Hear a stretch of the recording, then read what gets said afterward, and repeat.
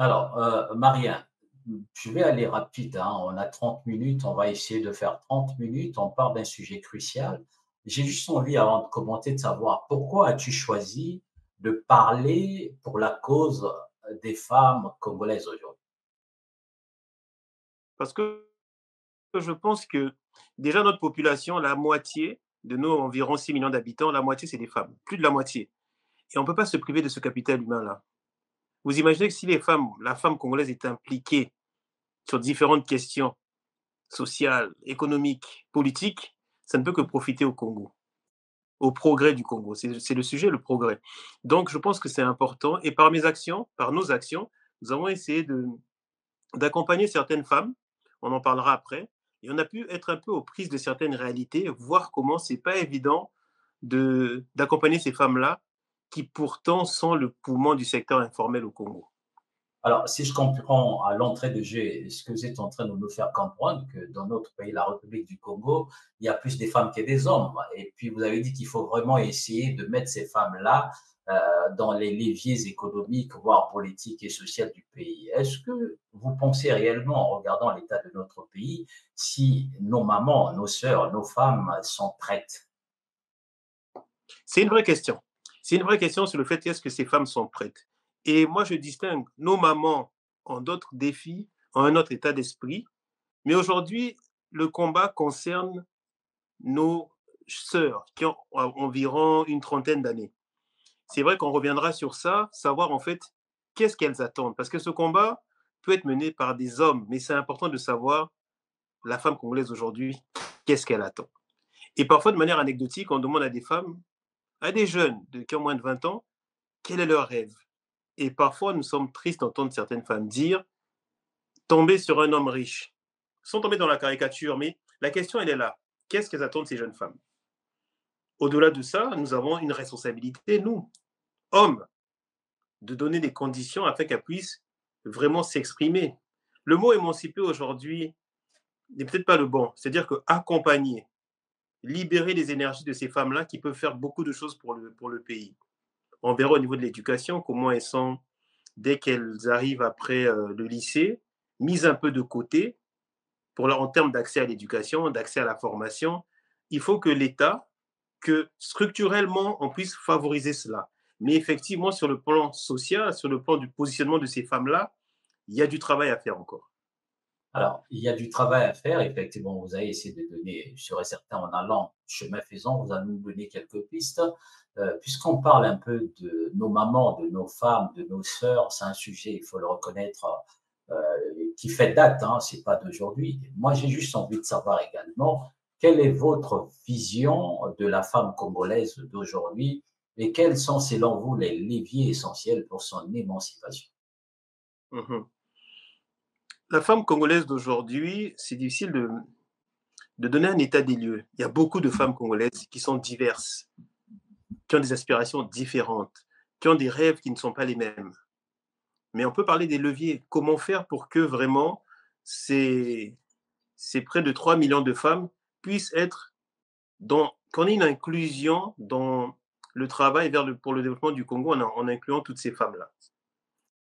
Il y a différents niveaux, parce qu'on parle d'émancipation là aujourd'hui dans notre sujet. Il y a une émancipation économique, à travers à ce que ces femmes aient une autonomie financière. Bien sûr que le secteur informel emploie beaucoup de femmes, mais il y a quoi? Il y a 15-20% de femmes qui sont directeurs d'entreprise. Donc il y a un travail sur ça. Il y a une émancipation sur le plan même social, qu'elles participent aux activités communautaires, qu'on trouve des rôles modèles. Le problème, c'est celui-là, c'est que la jeune congolaise, la jeune fille congolaise, la jeune femme congolaise n'a pas assez de modèles. De qui elles vont s'inspirer pour s'accomplir. Et après, on arrive à l'émancipation politique, la représentation politique des femmes dans la politique congolaise. 20-25% à l'Assemblée, combien dans nos ministères, dans nos gouvernements? Moins de 20%, 15%. Il y a un travail à faire sur ça. Et le travail, vraiment, c'est travailler sur les rôles modèles, c'est pas anodin. Moi, je parle beaucoup du récit national congolais. C'est très important pour moi dans notre engagement, en disant qu'on a besoin de modèles dans tous les domaines qui devraient nous inspirer. Combien de Congolaises nous parlent de Mambo Emeniali, femme de lettres, qui a été ministre, qui a marqué ceux qui l'ont connu par son tempérament. Il faut des modèles comme ça pour inspirer nos sœurs. Combien parle de Jeanne Vial? On sait, ah, on va à Jeanne Vial prier, mais qui sait qui était Jeanne Vial? Une résistante, une élue du Moyen Congo. C'est un Congo d'alors, un Congo de l'époque. Le Congo n'est plus le même. Mais ces femmes-là, par leur engagement, par leur personnalité, peuvent inspirer la jeunesse. Et c'est ça qu'il faut. Après, les femmes également, à leur niveau, ont besoin de nous dire quelles sont leurs attentes. Il faut, à un moment donné, porter ce combat réellement. Parce qu'aujourd'hui, l'émancipation de la femme, c'est une histoire de combat.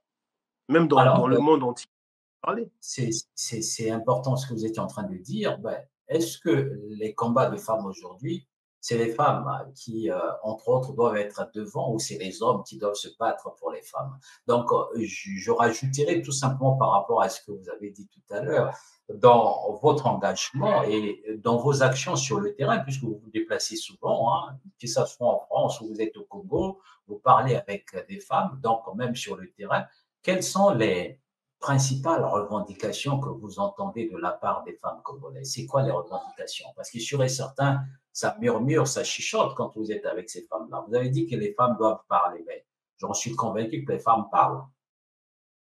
Moi, ce que je vois sur le terrain, il y a beaucoup de résignation.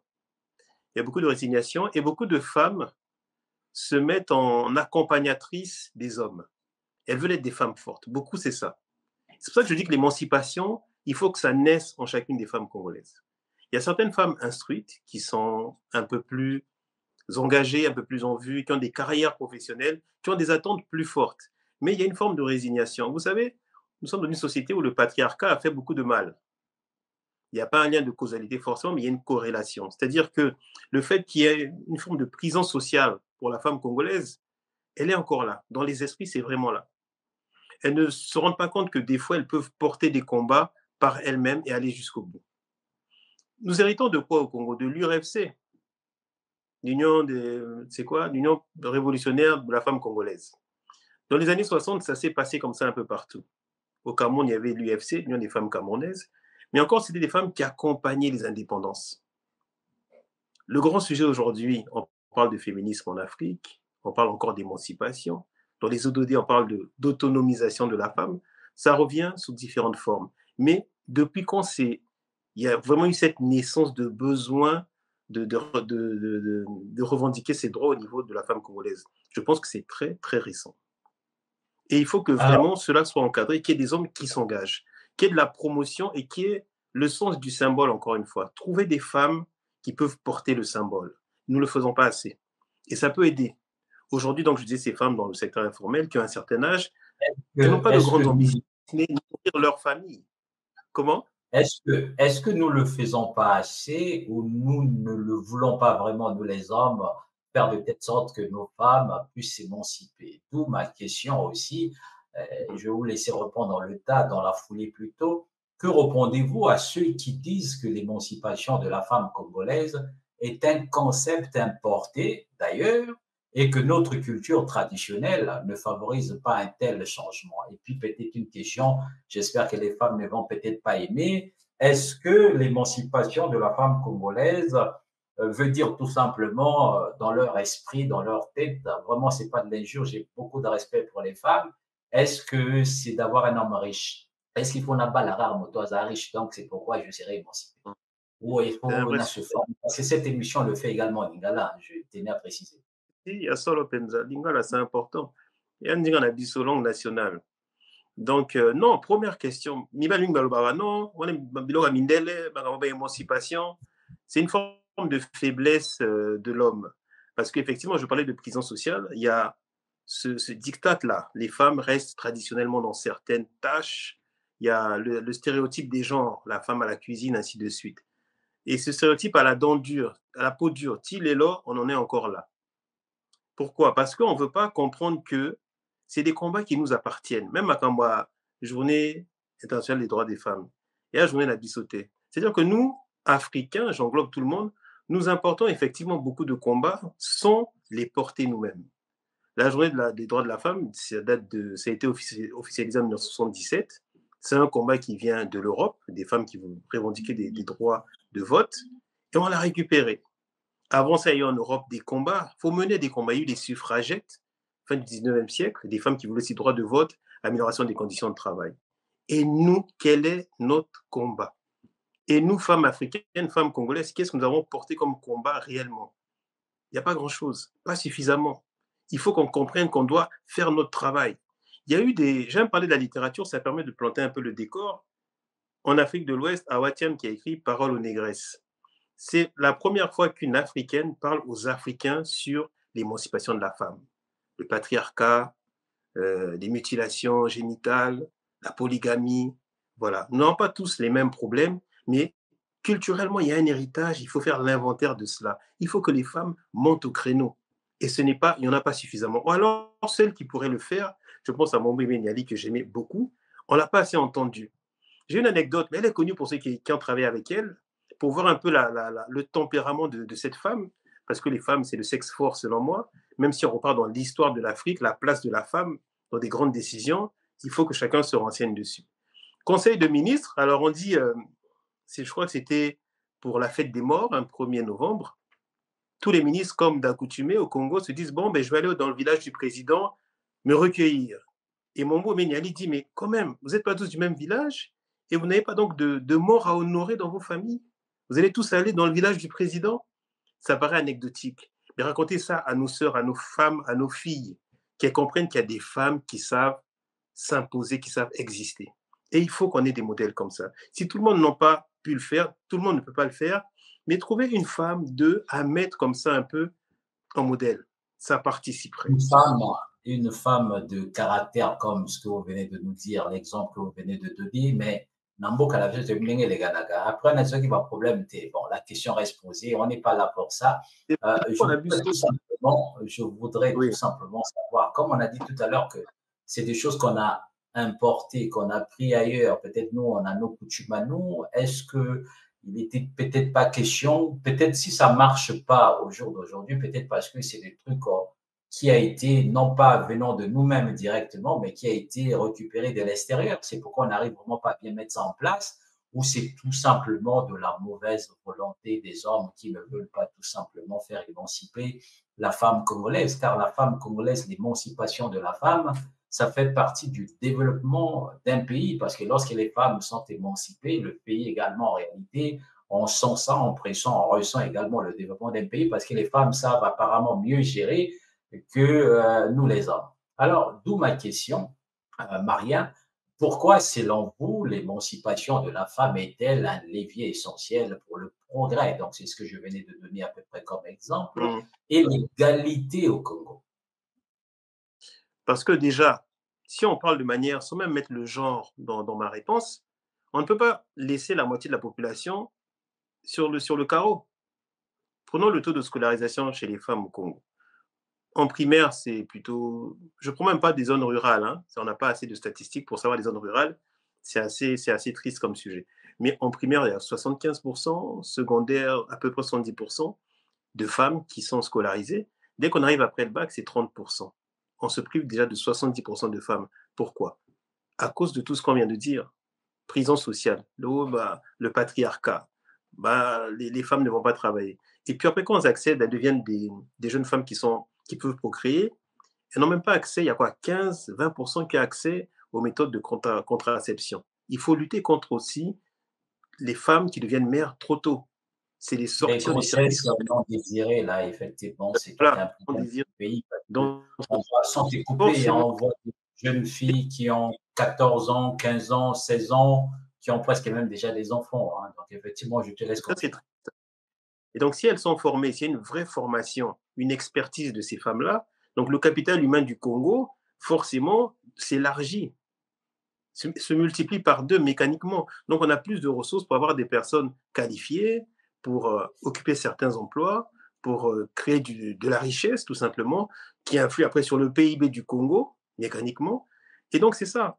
Et la question, pour pas que je m'en éloigne, on parlait aussi du fait que est-ce que vraiment ces jeunes filles-là le veulent? Là, il y a un travail d'éducation, de sensibilisation. Parler à ces jeunes filles en disant que Kouloukamobali, 3e bureau, 6e bureau, c'est pas une vie en soi, parce que généralement, ça crée des frustrations et sur la longueur de la vie, les mamans qui ont un certain âge peuvent témoigner et éduquer ces jeunes filles-là. Parce qu'il y a un vrai fléau par rapport à ça.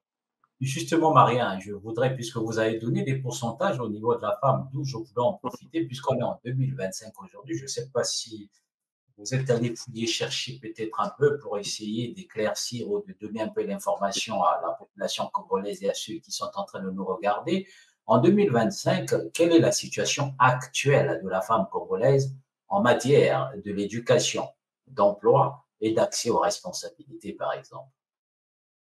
Je n'ai pas des chiffres précis, c'est difficile d'avoir de la data quand on parle du Congo-Brazzaville, mais les chiffres sont un peu ceux-là. C'est-à-dire que une fois qu'il y a quand même que 30% de femmes qui poursuivent leur études universitaires, on voit bien qu'au final, si on connaît le taux de chômage dans la jeunesse congolaise, avant même d'arriver à la fin de leur formation, on est amputé d'une partie des femmes qui sortent un peu du circuit scolaire. Et il faut vraiment des campagnes pour, euh, pour inciter à cela. Et ce n'est pas des ministères qu'on fait pour la femme, ainsi de suite. Je pense que ce ministère-là n'est pas efficace et il faudrait que chaque ministère soit impliqué dans cette cause-là.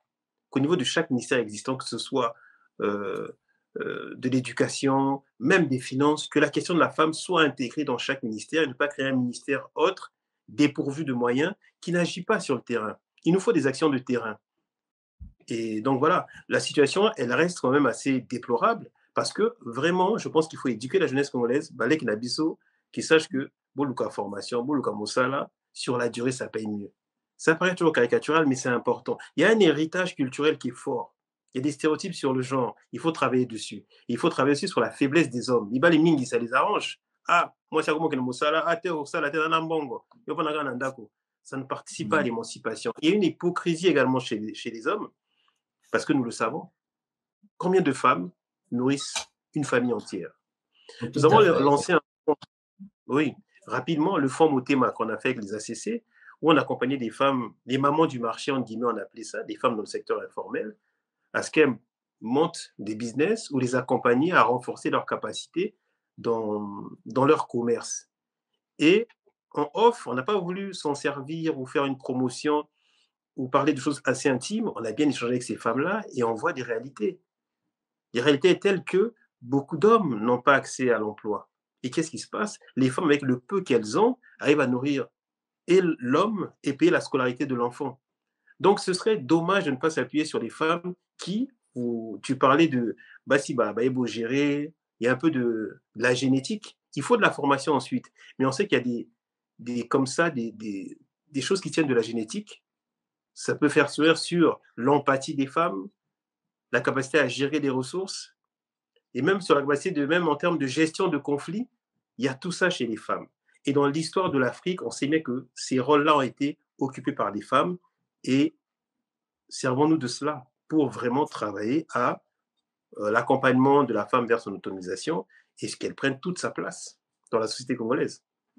Oui, tout à fait. Effectivement, la femme congolaise doit prendre toute sa place dans la société congolaise, mais au début, comme moi, quand j'ai estimé que c'était important, la femme congolaise doit se former. Il faut la former, mais pour la former, il faut moi impulsion encore. Et où taper pas bateau baza pour Kambabiso. Tout ça, c'est vraiment très important. Par rapport à ce que vous étiez en train de dire, je suis allé un peu regarder, c'est presque ce que vous étiez en train de dire. L'enseignement secondaire chez nous, il y a presque 66% les filles qui sont en enseignement secondaire et puis il y a 51% des garçons. Alors, s'agissant de l'emploi, il semblerait que le gouvernement fait des efforts pour permettre aux femmes d'avoir accès aux services publics, tout simplement. Et concernant les inégalités, le gouvernement est en train d'essayer de faire des choses pour essayer de diminuer les inégalités. Mais s'agissant, je dirais, sur l'accès aux responsabilités, et soi-disant, des mesures ont été prises pour promouvoir la participation des femmes à la vie publique et à la prise des décisions, notamment par les réformes constitutionnelles et légales. Il suffit, on a notre maman ministre, je crois, c'est Ngani, hein, qui s'occupe un peu des femmes. Et apparemment, elle essaie un peu de bouger les lignes. En tout cas, si c'est ce qu'elle essaie de faire, c'est ce qu'on entend. En tout cas, c'est très bien pour elle. Maintenant aussi, c'est pour tout simplement essayer de dire que c'est 8 mars. 8 mars, c'est les autres, c'est des conférences, c'est on se retrouve, on réfléchit à la cause, effectivement, au développement de la femme. Chez nous, c'est l'Espagne avec les figés peut-être du président de la République. et puis on fait la fête. Bon, on n'est pas encore au 8 mars, on en parlerait, de toute façon, on aura le temps. Et Mais donc, qu'est-ce que tu en penses par rapport à ce que je viens de dire? Malgré ces progrès, il faut le reconnaître, des efforts supplémentaires sont nécessaires pour atteindre vraiment une égalité complète chez nous. D'où ma question, dans un hum, pays où le taux de chômage est élevé et où l'économie peine à se redresser, Marie, quelles sont les barrières qui freinent encore aujourd'hui l'ascension de nos mamans, pour ne pas les dire de barrières, nos femmes? les barrières sont nombreuses parce qu'il faut déjà reprendre l'histoire au niveau du Congo. Qu'est-ce qui avait été créé pour aider à l'émancipation de la femme? Il y a qui URFC. Seule la lutte Mhm, libère. mhm. L'URFC aujourd'hui existe encore. Quel est le bilan? Quelles sont les femmes qui se sont vraiment illustrées dans l'URFC qui ont fait de belles choses? Il y avait Madame Dambenze, je respecte, qui a été une figure qui a inspiré nos mamans. Mais factuellement, ça a été toujours dans la belle idée, dans la belle propagande. Il n'y a pas eu grand-chose. Après, je pense qu'il faut s'intéresser aux personnes dans la société civile qui font des choses, encore cette société civile qui est importante et qui essaie de faire bouger les lignes. Une dame qu'on appelle Esther Aïssou, qui est aussi en politique, mais avant ça, qui a un engagement social, qui fait de belles choses, qui est une association, pas dédiée aux femmes forcément, mais qui repère des talents, les meilleurs élèves du Congo, et essaie de mettre le pied à l'étrier pour qu'ils aient des bourses et différentes choses. Voilà des choses qu'il faut applaudir, factuellement. Mais je pense que qu'est-ce qui bloque? C'est-à-dire qu'aujourd'hui, la question de genre, des fois, c'est un fait aggravant. C'est-à-dire être une femme au Congo est un fait aggravant. C'est-à-dire que le chômage existe, le développement peine à vraiment être inclusif et même à exister réellement. Mais quand on est une femme, c'est encore pire, j'ai envie de dire. Et le combat est encore plus important. C'est par rapport à ça que c'est nécessaire de les accompagner, de créer. Il y a des lois qui ont été faites. C'est inscrit à la Constitution, mais voilà, il y a la loi Mouébara, parce que les violences faites aux femmes, c'est un vrai sujet. C'est bien, on allait jusqu'à condamner le D'où j'en harcèlement. profite, Marien, effectivement, j'en profite, Hein. puisque vous venez de parler des violences faites aux femmes, d'où ça va être ma question, et puis dans la foulée, puisque vous avez déjà l'idée là-dessus, et ça va vous permettre à répondre à ma question. Oui, dans mboka na biso, mibali balingi kobeta basi ya kosakana te. Soki asauti mwa place na ye, adwi mwa mbongo, ameli mwa bière na ye quelque part, kuna ntanga kozonga na ndako batapage moko ya kosakana te. D'où les violences faites aux femmes, et là tu venais de parler de la loi Mouebara. Les violences basées sur le genre restent une réalité préoccupante, Maria. Ma question est simple. Quelle est la Elle, responsabilité de l'État et des institutions dans la protection des femmes contre les violences conjugales et les discriminations? ce qui est triste, c'est que c'est vraiment des violences qui sont faites dans le cadre familial. Violences physiques, violences sexuelles. Même l'harcèlement sexuel aussi est rentré dans la loi Mouébara. L'arsenal juridique est là. Mais est-ce que, juge, est-ce que la loi passe? Il faut l'exemple. La loi, on en a beaucoup parlé, la vertu de la loi, très intéressant. Mais combien de condamnations, combien de jugements ont été prononcés pour condamner des actes? On n'en voit pas suffisamment. C'est à ce niveau-là. Et c'est pour ça que je dis que le patriarcat, c'est-à-dire se distille dans la société. Et je pense que même les juges qui doivent rendre la justice sont influencés. Parce que normalement, il doit y avoir des cas, quand on dit, ah, mobile a sali, moi, c'est 20 ans, na boloko, boué, boué. Mais on ne voit pas ces cas-là. Donc, l'arsenal juridique est là, l'application de la loi, il n'y a pas assez d'exemples mis en avant. Voilà déjà une chose. Mais surtout, ce Nabiso, ce Mibali, n'a pas si vraiment pour laisser les femmes s'exprimer pleinement. Il y a comment Makasi. Et il faut, tout le monde minga wana émission Nabiso, volonté politique. Encore une fois, la volonté politique pour aider les femmes à s'exprimer pleinement. Mais ce serait dommage que Tobo Sanakebama Nabiso, le Makambo est belé, Makambo est belé. On sait que quand les mamans se serrent les coudes, les mamans se mettent à agir, ça fait bouger les lignes. Il faut que ma maman qu'elle prenne confiance de tout ça. Ah, je ne t'entends pas. Autant pour moi, j'étais en train de dire, Sonaïna résumé au Kanamo, Makamoto Loba, il faut justice Nabi soit ça là. Il faut justice Nabi soit ça là, parce que il y a des lois qui sont là, mais la justice ne suit pas. Autour de comme harcèlement sexuel. On mettait moi, mais ce qui justice Nabi soit banaïko ça là. mais quand même bateau, bateau dirigé, biso, les pervers là, en tout cas, passez-moi l'expression. Parmi tant d'autres, il y en a beaucoup là-bas dedans là.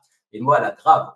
Donc, tu vois, on a un problème, la justice na biso. Donc, il faut le procureur de la République au Kongakal, hein, à Lamka, à Sal, réellement pour te mboka wana ekenda. Soka zo mona zo kokate, bon, tokobe la kaka ebela, yo nani, yo zela kote. Bon, alors, les autorités congolaises parlent souvent de la promotion de la femme. Selon vous, cette volonté politique est-elle réelle ou s'agit-il seulement, Marien, d'un discours sans impact concret? Je crois qu'on a commencé à parler de ça dès le début. Est-ce qu'il y a une volonté de nos autorités ou c'est juste un peu comme on dit, bah, parlement, ma fout, et puis bon, après tous les cas, il n'y a rien à cirer.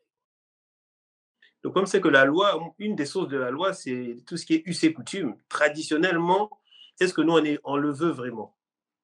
Aujourd'hui, ça vient de l'exécutif, du Parlement. Est-ce que vraiment, au niveau des juges, on le disait, est-ce que vraiment, loi en les Kabako, besoin appliquer en ou pas? Et c'est ça la difficulté. Il y a tout un travail sur les mentalités. Il y a un vrai combat. Mais surtout, Malim Sangam, Bande Konabiso et Abassi, qu'elle ne donne pas non plus le flanc pour se faire taper dessus. C'est-à-dire que, moi, ça s'appelle bilingue, il y a Boigna, c'est-à-dire mettre un peu des valeurs, qu'elles soient vraiment, qu'elles portent des valeurs. Parce que la société, et là, la société congolaise, la société africaine, n'est pas toujours tendre avec les femmes. Parce que des écarts, même dans la famille, Mobali, Yasseli, Mablan, Mabé, un homme volage est toujours pardonné par la société. Ce n'est pas normal en soi. Mais une femme qui a des écarts, c'est toujours très réprimandé par la société. Je sais qu'être une femme en Afrique, c'est toujours très difficile. Mais du coup, elles portent toujours quelque chose de... Au-delà de porter la maternité, qu'elles donnent la vie, elles ont ce rôle-là un peu... on veut qu'elles soient un symbole de valeur. Et ce n'est pas évident pour elles. Mais je suis sûr que si jamais elles rentrent dans cette démarche-là de respectabilité, de valorisation de même la femme, de ce qui est la femme de manière... dans leur essence, ça participera à ce que le respect s'installe. Parce que Bassiming et Bandengonabiso, c'est tellement dur pour elle que des fois, elle se laisse aller à certaines facilités. Il faut parler de ça avec beaucoup de respect. Mais Effectivement, il faut parler de ça avec beaucoup de réserve parce que se laisser aller avec beaucoup de facilité, ça sert un peu trop dit. Vous savez, Marien, tu le sais très bien que la femme, elle est fragile. On est dans un pays, chez nous au Congo, où les structures économiques, sociales et politiques ne sont pas encore vraiment stables. Et quand dans un pays, il y a des difficultés économiques, surtout pour les femmes, je précise bien, tout à l'heure, tu es en train de dire, c'est la femme, c'est peut-être dans ses gènes de vouloir bien gérer la maison, de s'arranger, avoir 1000 francs, 2000 francs, essayer de faire que les enfants mangent. Et voilà, il y a beaucoup de choses qui rentrent en compte. Et les femmes, quand ils n'ont absolument rien du tout, il y a un problème d'éducation, je venais de le parler déjà tout à l'heure. Alors, quand on voit également qu'il y a un manque des moyens, manque des athées, pas si mingi tenter, hein. Au moins, dis-toi, pe na moi les Cambouana. Est-ce que ba mikondi na biso, bato na biso, mibali na biso ba na mboko ba na ba moyen?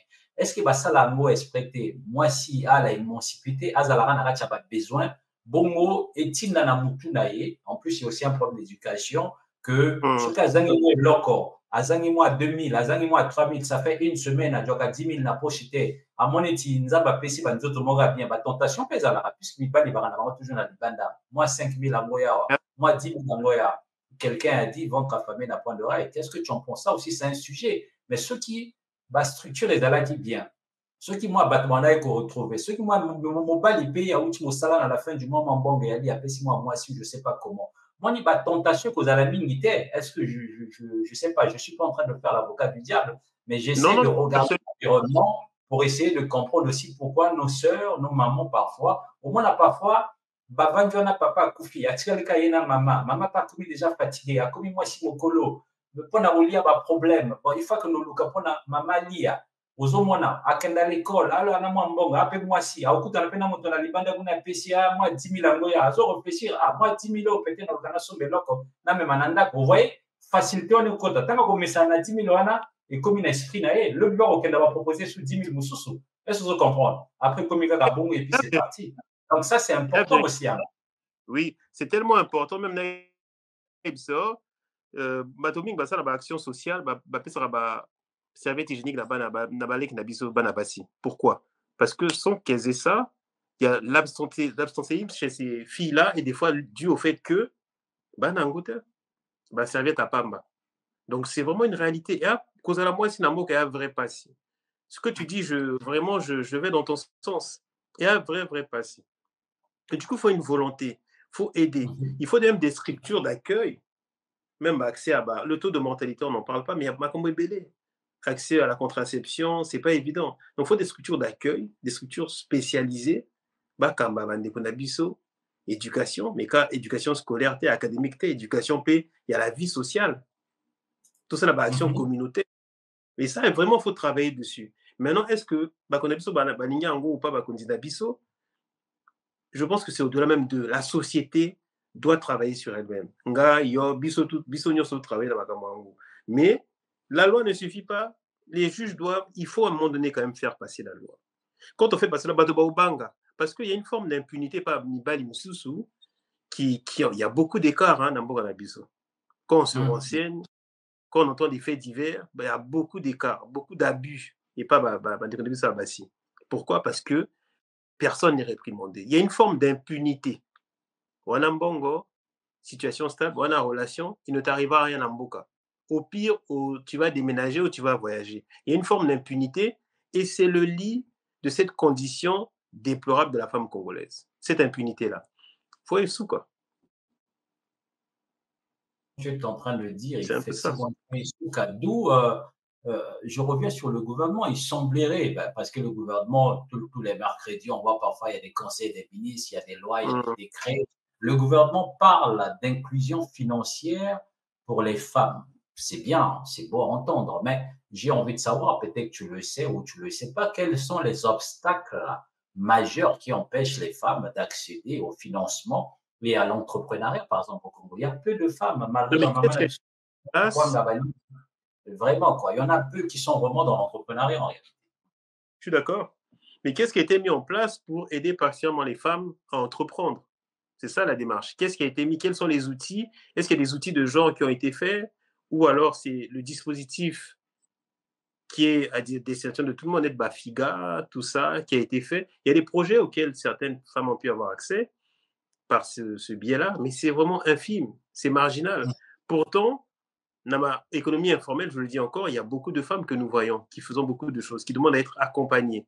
Il faut vraiment peut-être aller identifier certains profils. C'est cette démarche-là. C'est-à-dire qu'il ne faut pas laisser, parce que culturellement, Bassi, il y a une forme de résignation, il faut aller vers elle, identifier et aider. Parce que sinon, le 8 mars, tu as Maputa, tu as t-shirt, et puis après, ça reste festif, on passe à autre chose. Il faut vraiment un travail de fond. Il faut un travail de fond Oui, pour cela. d'où je reviens maintenant, puisque tout à l'heure vous avez essayé de parler des quotas, d'où je reviens sur une question où j'estime que c'est important pour ma part et je te demande de répondre avec beaucoup de franchise. Certains pays africains ont mis en place des quotas pour garantir une meilleure représentation des femmes. Il suffit juste de regarder par exemple le Rwanda en politique. Pensez-vous, Marien, que le Congo devrait adopter une telle mesure? Par exemple, je crois que, je ne sais pas si c'était vous qui êtes en train de le dire, il semblerait que par exemple, en Rwanda, il y a plus de femmes dans la députation que nulle part en Afrique, par exemple. Moi, le système des quotas, je pense qu'à un moment donné, il faut y arriver. Parce qu'on ne peut pas compter que sur la bienveillance des hommes. Le quota a des effets d'aubaine. C'est-à-dire, si on dit quota, si Mm. faut prendre 10 femmes, parfois on va manquer de compétences sur certains sujets et prendre des femmes qui ne sont peut-être pas les meilleures. Voilà l'argument de ceux qui sont contre les quotas. Mais moi, définitivement, je pense que la parité et toute forme de quota, il faut l'imposer. D'autant plus que, en plus, dans notre population, il y a à moitié d'hommes que de femmes, à peu près même plus de femmes. Et je pense que c'est un effet qui va favoriser même la formation de certaines femmes. Parce qu'il n'y aura plus de plafond de verre. Bon, se dire que j'ai un avenir possible. Il y a une issue possible. Au niveau gouvernement, il ne semble pas que 20%, 50% de femmes. Donc, j'ai des ambitions. Je ne vais pas me brider mes ambitions. Aujourd'hui, effectivement, la femme congolaise revoit ses ambitions à la baisse. Cause à la ministre, il faut vraiment avoir une ambition incroyable. C'est pas Mhm. le Saint-Graal, mais il ne faut pas interdire une enfant d'avoir de grandes ambitions. Le Libéria a eu la première femme présidente. Pourquoi pas le Congo? En RDC, il y a une première ministre. Pourquoi pas? Au Gabon, il y a une jeune fille qui est ministre de l'Éducation. Il y a la nouvelle ambassadrice Est-ce que qui la était aux Congo, États-Unis. Namboka na biso Congo Brazzaville, voilà. Tout ce que moi, si Premier ministre. Ah non, on dirait, yo, Kiango. Je ne vois pas, non, non, moi non plus. Hein. Quand j'essaie de Non, non, regarder le j'essaie de rétroviseur, je voir vois absolument rien du sans me tromper, non. Et les femmes qui sont ministres, on les connaît. Il y en a deux, trois, c'est un peu les mêmes qui reviennent à chaque fois comme tout. Tout à des fait. figures indétrônables. Il faut Hmm. libérer les énergies. Makota, c'est une bonne idée. Ça permet aux jeunes filles de dire, bon, moi aussi, je peux y arriver. Et parfois, il faut prêcher par l'exemple. Prêcher par l'exemple, c'est important. Du moins, jeune moro autier à moi si, moins jeune, même à jeune, t'es autier, faut ouvrir. Que les gens se disent, moi aussi, je peux y arriver. Et sévir quand il y a des déviances vis-à-vis des rapports aux femmes, laisser la justice passer, former ces femmes-là, même dans la science dure. Hmm? Madame Toumi, elle inspire beaucoup de jeunes femmes, mais c'est pas le Congo, c'est pas la structure de l'éducation Congo du Congo qui a permis d'éclore un talent comme celui-là, qui est financé par l'Allemagne d'ailleurs, mais qui aime son pays, donc elle revient. Voilà des figures, des rôles modèles qu'on peut aussi utiliser, mettre en avant, sans cesse. Il faut en chercher à chaque fois. Alors, Maria, nous arrivons au terme de notre émission. J'ai une dernière question. Et avant de te poser cette question, je te regarde droit dans les yeux comme Kaizek et je te pose la question. Yo, est-ce que vous avez macho? Tengana Machute. Après, c'est difficile, il faut dire ça. Moi, je ne me considère pas ainsi, mais il faut que les gens le disent. Déjà, j'ai une structure qui s'appelle les ACC. Les trois personnes qui dirigent les ACC aujourd'hui, il y a moi, il y a Luizy Bounsana qui est chef de projet. Et je peux vous dire que Luizy, elle a une part prépondérante dans ce que nous faisons. Moi, je suis de ceux qui pensent que c'est une approche un peu spirituelle, que la femme porte la maternité. Aucun projet ne peut aboutir s'il y a. C'est comme une figure tutélaire que je mets au-dessus de nous et c'est elle qui porte un peu la création. Tous les projets sont portés par une femme qui vient pour réguler les choses. Donc voilà. Mon approche un peu spirituelle, je dirais, m'empêche d'être dans cette caricature de D'accord. macho.